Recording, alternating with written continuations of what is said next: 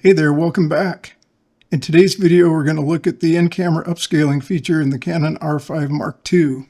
This is a short video, so stay till the end to see a comparison of the processed photos. Let's get started.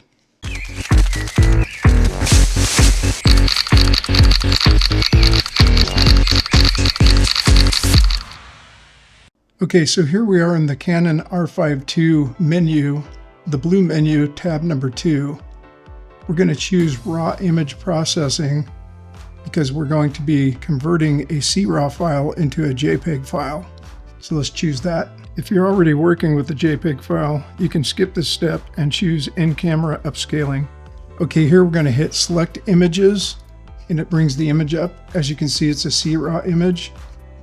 So we're going to convert that into a JPEG. So let's hit set to choose it.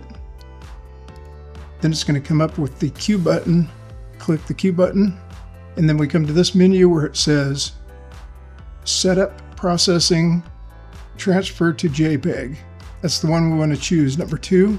So it's going to bring us up to this screen here with all of the image adjustments that you can complete inside the camera, but we're not going to do any of those. We're going to come right down here to Save, where it'll save as a JPEG. Okay, then we say OK. Okay, now that it's converted and saved, we're going to go down here and choose Processed Image for the one we want to view. Okay, so here's our saved and converted JPEG image. Now we're going to go over and upscale it. Now we're going to come into this menu and we're going to choose the in-camera upscaling. Then it's going to ask us to select an image. And here's our converted and saved JPEG. So we're going to hit Set and Q for OK, and then OK. Saving it as a new file, which is going to be the upscaled file. Okay, it's going to ask us if we want to process any more photos. We're going to choose no. And the image to display, we're going to choose processed image. Okay, there's the processed image.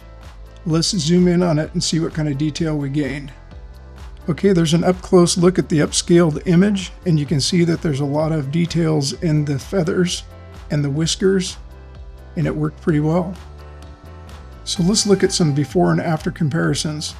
Okay, so here it is zoomed way in. This is the before, and pay attention to this area around the front disc, around the eye, and you'll see the differences in the detail.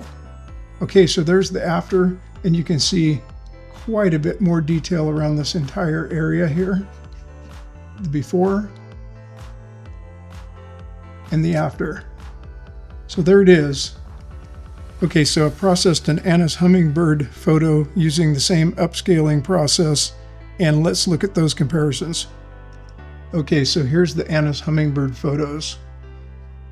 This is the before and this is the after.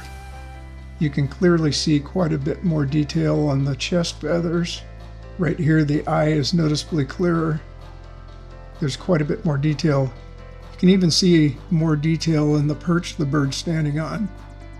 So I'd say that that's quite a bit of difference, especially if you're going to zoom it in and have it printed.